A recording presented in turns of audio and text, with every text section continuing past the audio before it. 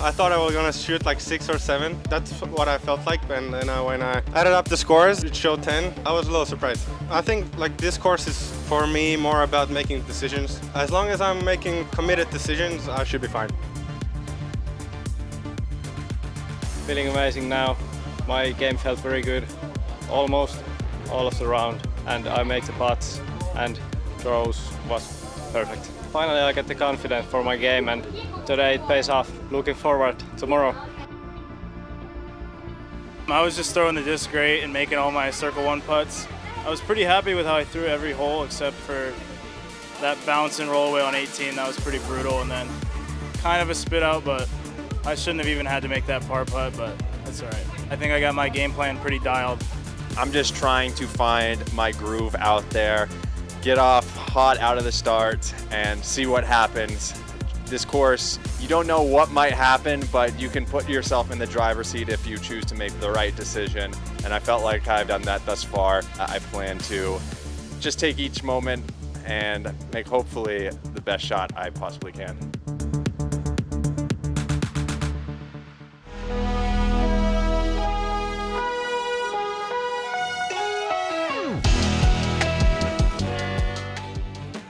Hello and welcome to round 3 coverage of the 2023 European Open presented by Discmania. We are here in Nokia, Finland. The fans have come out for the weekend, and you are watching JomezPro with Nate Sexton, Jeremey Koling, and Paul Ulibarri.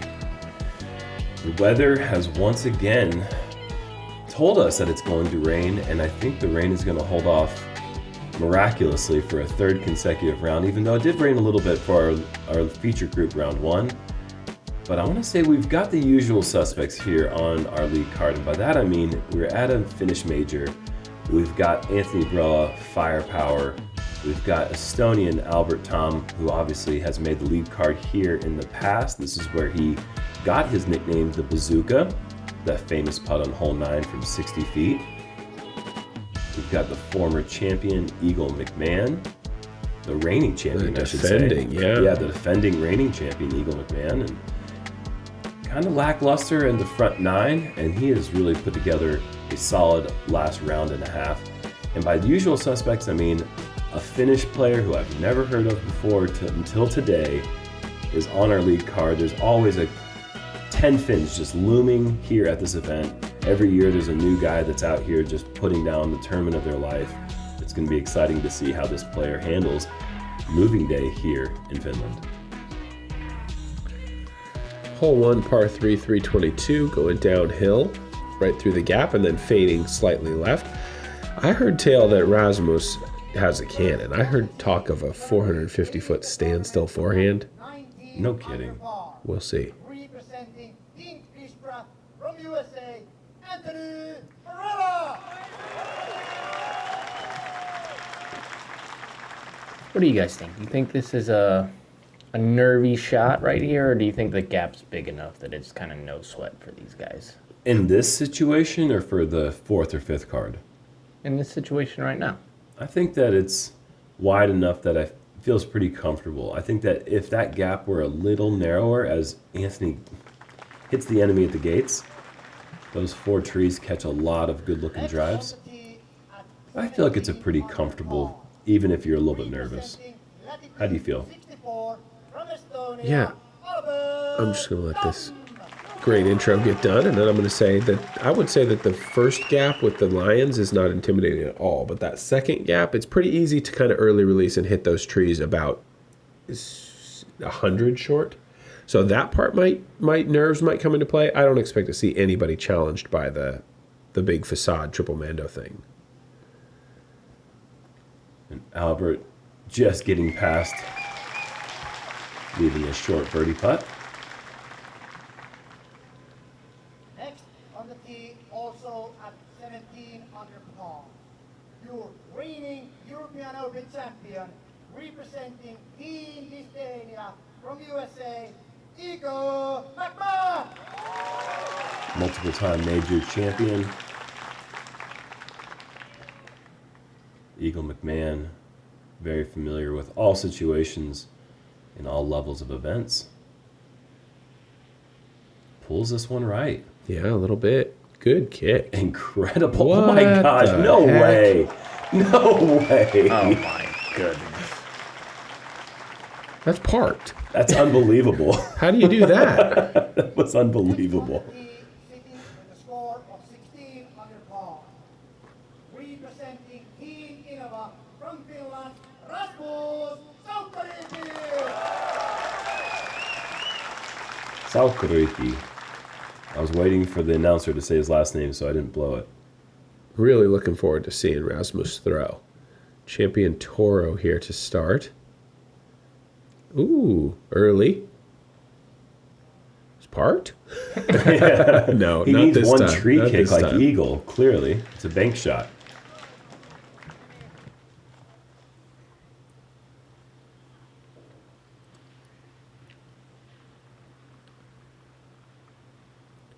Well, he doesn't really care. Yeah, he didn't lay that one up, did he? Yeah. Scott Stokely, who's seen a couple throws. We can all agree. The guy has seen a couple of throws. As we see Anthony. Oh, good effort. Nearly. He told me that he's never in his career asked for permission to film another guy until he saw Rasmus throw. And he said that his throw was so effortless and so powerful that he said, hey, can I please just get some video of you throwing? That's pretty cool. Wow. So we'll see if that comes across. This is not the longest course Yeah. that we ever play, but I think we're going to notice as he settles into this round, regardless of how it goes for him, I'm sure we're going to see some of that effortless power. I think we saw a little bit of that yesterday with Nestori on hole 2. Yeah. And I think he's going to be going for the long drive on 3 because he was the only player in the field to actually eagle it in round 2. Oh, wow. So we'll see a little bit of that power, but like you said, there's no place where you're really throwing maximum distance at the beast. Yeah. No people to really match up your power when you have AB and Eagle on I your card. know. And Albert. Yeah, Albert, you're 100% Everybody right. throws it. Hole 2, par 3. cool. Yeah, give it to us. All right, 381. Just a little sidearm for these guys right around the corner. Skip it up there right into the mulch. Out of bounds left. And there's a huge crowd. Don't hit them. There's a lot of them. 3,000 today. Swirling at times, but mostly predominantly headwind all week on hole 2. But the flag's not moving much. That might be because it's protected by a bush on the backside of the green. Okay, I'm going to put Albert at an effort level appearing to be around 3.5 out of 10 on that. So we'll see what AB and Rasmus look like with their forehands.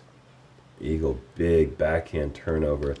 Ditching the lefty backhand play that he went with last year en route to winning. Look at these crowds. This is Cloudy, not even the last day yet. This is incredible. I'm going to put AB at at least a 5. He had to put a little pepper behind that.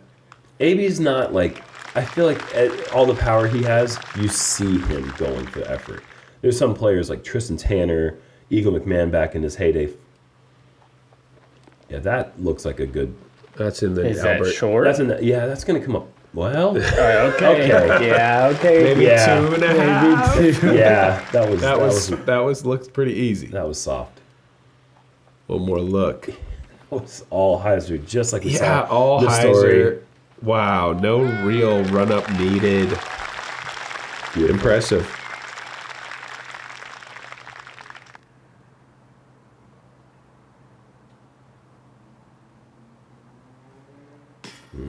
Albert, a little tentative there on the putt.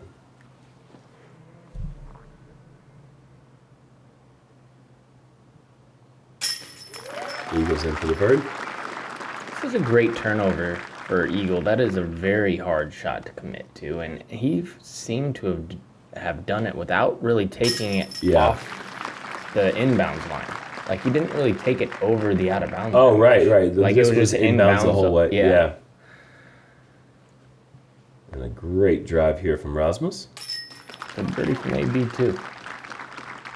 But you know what I mean? Like AB just he's always putting like a lot of effort. It looks like he's got a lot of effort behind his throw.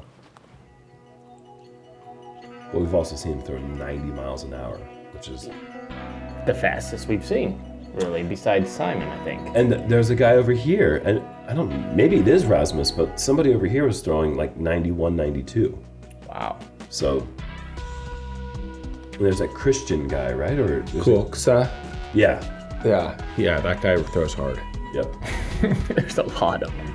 Hole 3, par 5, 863. You got that out of bounds gap to make a decision about when you're on the tee pad. Do you want to throw about 270 or less or 400 or more? Those are your only options here. A lot of out of bounds. Love these overhead views with the grayed out OB. Really gets a sense for how narrow that fairway is.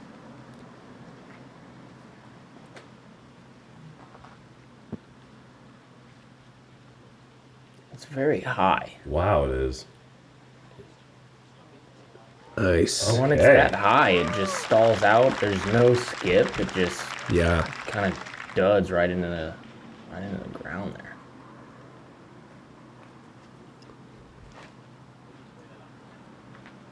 there. Doesn't look like enough turn to my eye. That is big time trouble. Did he catch a little bit of that corner? That makes kind of a big difference. I'm not sure he did. Oh, here's your... Are we going second zone? Goodbye. Yo. Oh, why wouldn't you? Yeah, easy. Wow. Easy. Not even a big run up or anything. That's really 430. Eagling this hole with a forehand starting. That's 430 on hyzer without a whole lot of perceived effort. Yeah, and Albert has... I feel like that distance for sure. Albert easily has that distance, but yeah. But he's opting for the layup. That tells you that it's far. It's very far. He's also got one of these things, one of these bazooka things. Yeah, useful. It needs Get to out of there. Flip up. It has. It needs to start hyzering. It kind of does. Wow. I was thinking about, as I was playing this hole the other day, and just thinking about where the game is, it looks like AB did not cross that far side. See if ABs can push forward. That could be in danger if it's...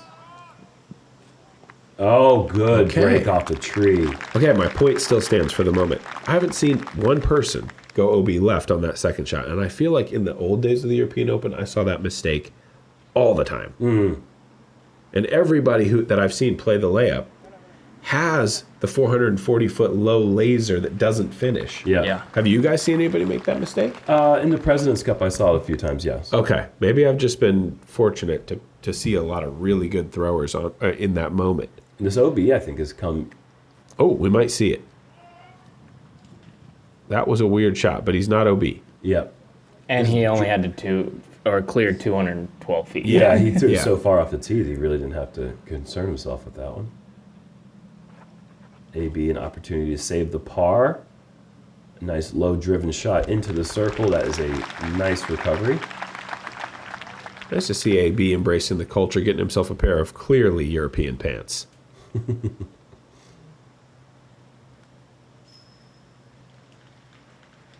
Albert, after laying up off the tee, one good second shot and an approach to leave him about 16 feet left for the birdie.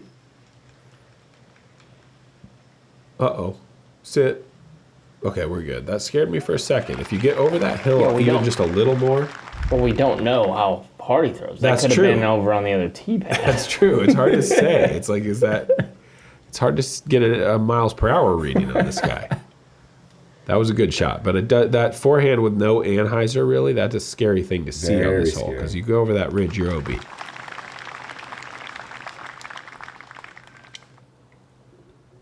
No gimmies on the green here. Eagle connects and will walk away with birdie. Perfect start for Eagle McMahon, exactly what he was looking for.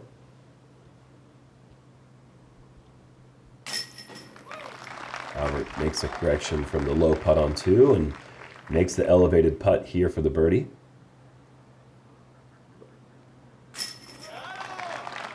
And a good start here for Rasmus Saukoriipi. Saukoriipi. Yeah, yeah.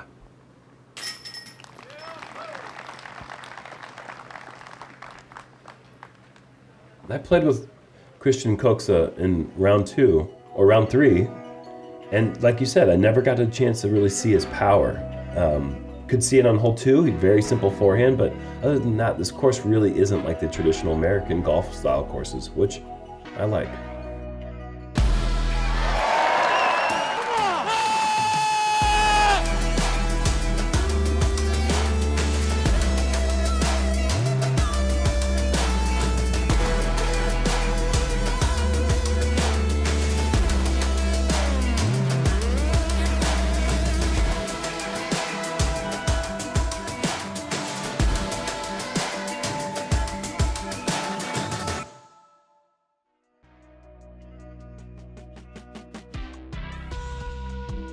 Hole 4, par 4, 610 feet through the forest here. The forehand play or the backhand roller, backhand turnover, anything that you can throw straight into about this zone is perfect.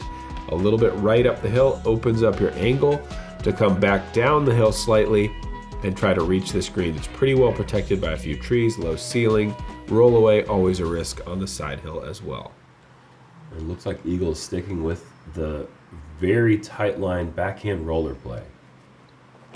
I think he thinks he could probably like do the thing. This is what he should have received in round 1 when he overturned it out of his hand. I mean, he got very lucky, hit a tree in round 1.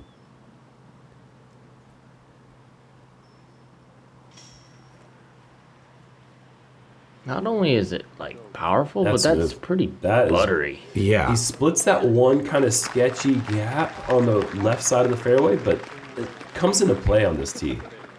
He's way up there now.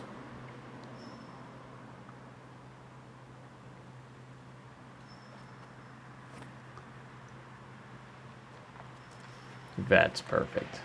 That's what you're trying to do right there.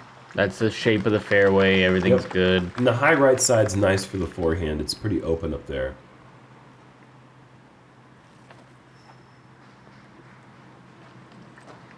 Also very good. I saw connecting on that middle tree. Scott Stokely throw one so far here that it was the farthest drive I think I'd seen that wasn't a roller.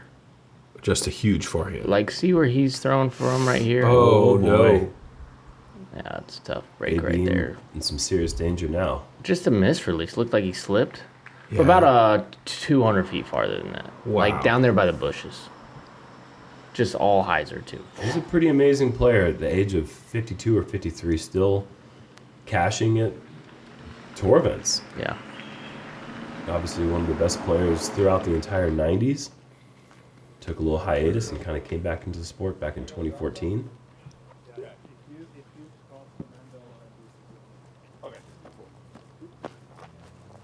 So are they saying mandatory missed then? Yeah. Okay. Wow. Kind of a good result to It's a considering. very good result. Easier play. Oh, but the course knows about it. It's Or kind of does forward, it? kind of Yeah, forward. that was a happy roll. For him to miss the mandatory, that means that he had to pass between that tree and the road before it went over the road, because it's what happens first. So if he goes out of bounds and then misses the mandatory, Yeah. he plays it as if he went out of bounds. I played with a unaffiliated Rasmus, a different Rasmus than the one we're watching today. Okay. And he told me, Good shot from Anthony. and stop me if I told this story already, but he told me that in round 1 he threw a roller beyond this stump that Albert is standing next to, and that he had You have not told us that 20 meters to the basket in round 1 after he ripped a roller here to the edge of circle 2. Wow. So this isn't the only Rasmus who's ripping rippies. Well, you didn't have to tell me that.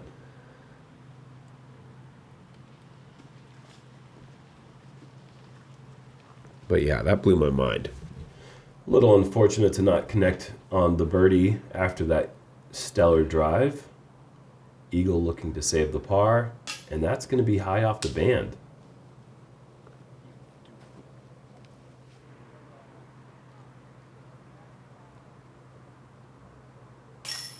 Eagle's going to want to fix his game plan, I think, going into 4th round on this hole. It hasn't really seemed like a comfortable game plan yet. That being said, he is amazing, fantastic roller thrower. And with results like the one you just mentioned from Rasmus, I guess it could get you down here in Eagle territory. It's a high-risk play. It's the highest risk shot you could go with off the tee, I think. And obviously there's a big reward for that if you do it right. But I don't think anyone would argue that the roller isn't kind of the craziest option available. I think the both times we've seen Eagle play this hole, he's taken bogey on it.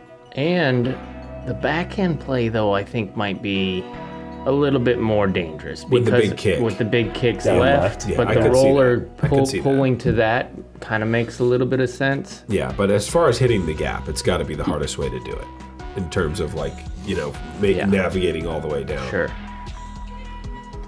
Hole 3, 328. Hole 5. Yeah. Par 3, 328 down the hill. Just past the rabbit. One thing you just want to do here is miss the trees on the left, try to push them into the trees on the right, and don't roll away. And look at this high turnover play. A little very short. soft release, but Look at it, get right up there, if you get to that cement barrier thing that's right up on the left side of the screen, that is 28 feet, maybe 9 meters away. Oh, this one's getting away a little bit. If it can fade in a hurry. That ceiling is very low on the left side. The left side is nice if you're going like a fairway driver. It's like kind of overstable or straight stable. But the higher shots have to access this right side. This is the fourth easiest hole in the course. But landing one on this green with a forehand is so incredibly tricky. I've never seen anybody do it. It's so hard to do. It's just unbelievable. You'll see a roll every time, and that's why a lot of players want to go with the putter. But with the ceiling being low, it's hard to get that 328 with a forehand putter. I've thrown 3 of the same exact shot on it.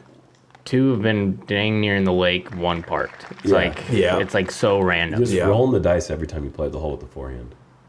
Yet everyone goes with the forehand. I'm going to keep on rolling.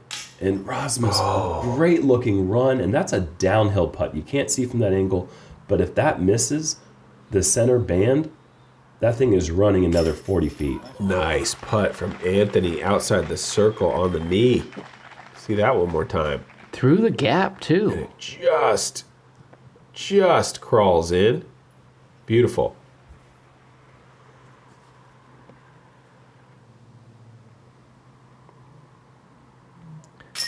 Now, Anthony has a few strokes to play with. But he's got to keep the pedal on the metal. Absolutely. For sure. Nothing Like comfortable at this major. You have to start getting most of this front 9 if you want to stay. The back 9's so tough for everybody.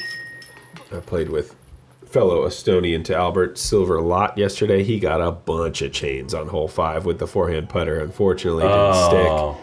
Sat right there for the easy birdie, but all air. Yeah, all air forehand putter, inch or 2 from catching himself an ace. McMahon bounce back birdie. He's just 1 back of Anthony Barela's start. There's 5 people at 20 under, so look out. Watch out. There's a lot of people pushing. Hole 6, par 3, 328, just like the last hole, but quite a bit harder. This one, narrower gap, a little bit uphill. Backhand straight shot, forehand straight shot, whatever you want. You just have to really keep it in this narrow gap to get to those chips at the end. Anthony, high release with a mid-range. And look at that kick right there. Sweet. My putt is quite tricky from the left side. I would rather play this hole 10 out of 10 times before that last one. Eagle has this hyzer play. We saw it work in the last round. That did not work. And that's what I was worried about. Hard save. Yeah. Oh, do it. Gorgeous. That is so good. Absolutely gorgeous. Another bullseye coming from Rasmus. That's as good as you can throw that shot. Just a gentle flip. Fantastic. And it's an uphill 328. So that's every bit of 370 power with that little tiny bit of gentle turn. That's how you make the gap the biggest. Hey, you mind just sitting there while I film you for a sec? Yeah, for real. I might have to go get a couple of quick videos. I wonder if was Scott talking about Rasmus's forehand or backhand form? I think maybe both. Yeah. I don't know. It was just something Scott told me on the practice putter.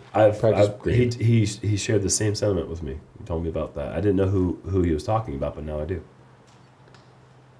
Oh yeah, tough save. You are right about that. He's gonna have to throw one in blind from the edge of circle 2.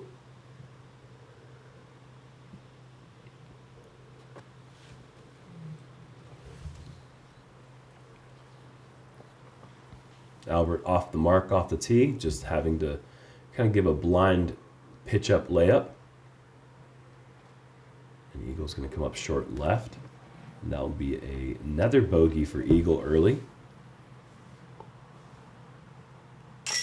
AB, beautiful delivery from just outside the circle, taking full advantage of the favorable bounce out of the woods. Let me tell you something. AB's kind of figured that putter stroke out lately. Yeah. It's faster. It doesn't look tentative. Yeah, like we've seen on the lead cards. That's been his bugaboo. And if he can figure that thing out, I mean, just making, you could miss 2 around. You can miss 2 around. Yeah. Oh, but that's about it. We've seen Calvin miss 5 around and still finish podium. But obviously, no one's shooting for podium on this card. They're looking for the bigger things. Exactly, yeah. But he throws it so well, he's going to get so many looks that if he can make almost all of his putts, like, he's going to be there on Sunday. Especially with a nice little lead that he got, you know, the second round. You just got to make those putts. And those circles edgers are the ones that really propel you over the top. Well, that putt gives him that 2-shot advantage that he started the round with over the field. On 2-7, par 4, 607 feet, going uphill through this small gap and then back down the hill slightly right. Got this signature tree kind of guarding the green, just the last thing, and then a big drop off on that right side. Challenging par 4. You just have to avoid going right. You don't really want to do that. That is kind of a nightmare start. And even though this is a new tee, that front box it gets a little dirty. I think it's just protected from the sun. And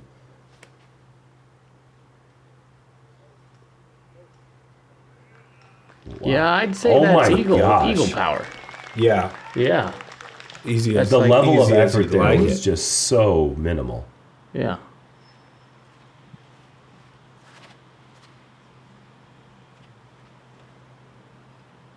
Oh, shoot. And that's I think he's close enough to the edge that he should be able to scramble, but Albert definitely not in love with the result there.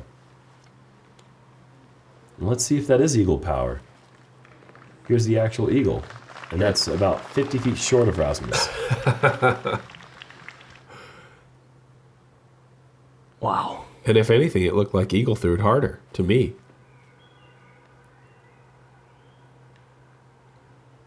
Not a bad kick. Yeah, going to be some work. He's going to have to pick a gap. Keep his speed appropriate here as you get down to that hard pan dirt.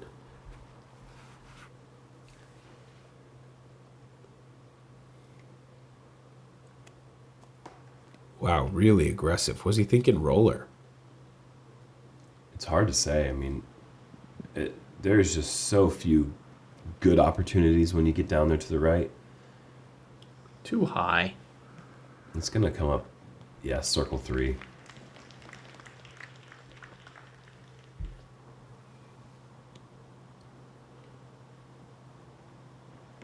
Oh, no, eagle. That's a frustrating mistake. First available tree, really. And I got to be honest, I have no idea what it looks like up there for Rasmus, because none of my second shots have ever made it up there. Second shots.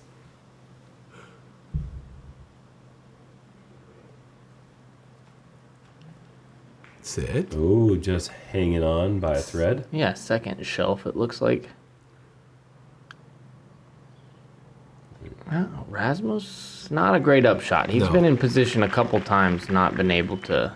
Yeah, hole 4 here on the 7. Great drives. You'd like to see him get into circle 1, ideally. See if he's feeling frisky here. I think he's got to take a stab at this. Yep. Green light, go. And a not bad miss from there. Yeah. It's hard to give that the height that it's required. And there you can see that shelf and the impending doom if you make it over this lip. It's a great save for Anthony after that drive. Albert with a more typical result after the right side has been found out off the tee with the bogey, his first drop shot of the round.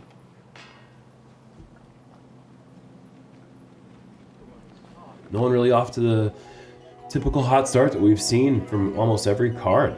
7 under's been the hottest mark that we've seen on the front 9, but 5 to 6 has been pretty typical. And Anthony Barela and Rasmus an opportunity to 5, but that would be the best. Yeah, I mean, we saw Calvin right there go through 9 at the 7 mark, which is phenomenal. So they got to get their butts in gear. This is a good one to start it off with, which is short par 3, 236 up the hill. Clear the hay bales and try not to roll away.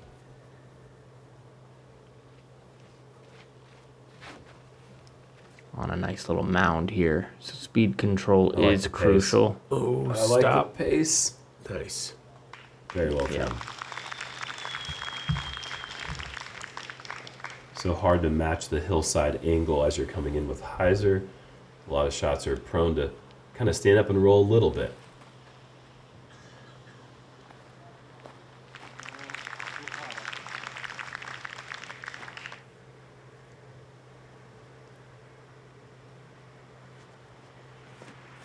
You throwing sidearm here, guys? No. No. I saw. Oh, there you go.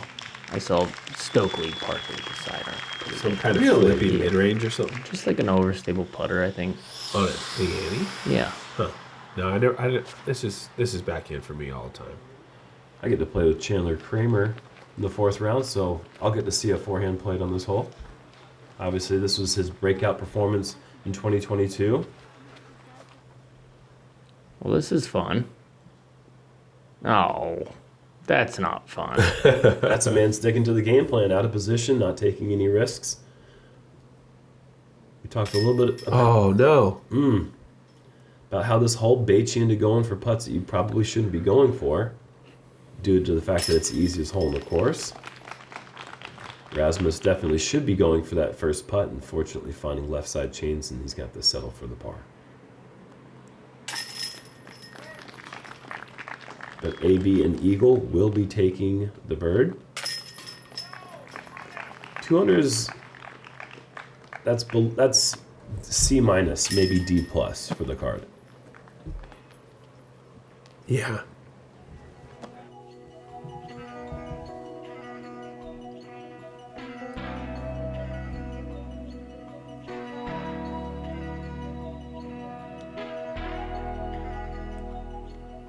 Yeah, if Barela can get to 5 on the front, that's a B. Yeah, that's a solid B plus. Oh yeah, for sure. Yeah, I think so. And when you start the round off with a 2-shot lead, you don't want to slip.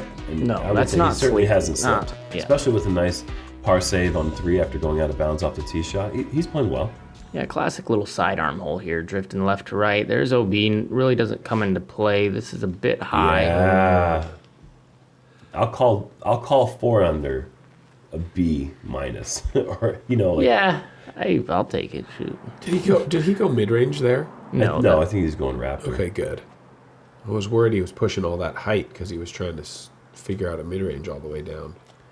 Oh my gosh, Eagle McMahon right off the top. with a 2 out of 10 of effort there. Yeah, still he's got like, the hey, speed in there." Rasmus, so let's check this out for a second. I'm gonna Watch how slow the arm speed is. Just a barely flip. throw this.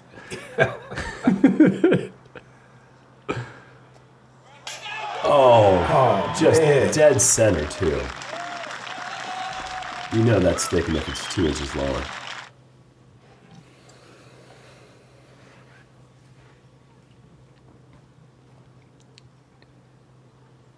You know who's Eagle's sidearm looks like now? To me, anyways. An old Will Shoestrick. The way he kind of like just flicks it at the end. Oh. Really does. Yeah, Schuster was number 1 in the world, and then he developed a forehand. Yeah. It's like, oh boy. Perfect Watch shot out. from Albert. Wow. Great speed control, great angle. That's what everyone was doing in the 2010s. They were learning how to break away from the Ken Climo traditional model of backhand only. Develop the left to right spin and right to left spin equally.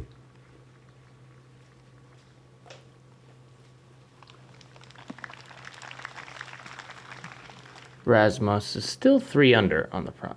Yeah. With a lot of mistakes. Yep.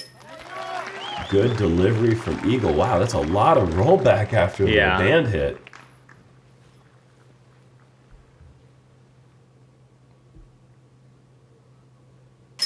I don't know if you guys feel this way, but I feel like hole 9 has gotten skippier in recent years. I don't remember there always being a big skip and like worrying about OB right. Sure. I think one of the reasons is Jerm is the wind's been from left to right, and so you've been pushing down the hill. I remember in the past it being right to left. Because it's hard to get to the pin with that right to left for sure. Because it does kind of feed with that hill. That's it. Calvin tied at the top. Just 2 more holes played than these guys right here, but Anthony Barela hanging on. 4 under on the front 9. Like we said, satisfactory, not stellar, but no bogeys for him thus far.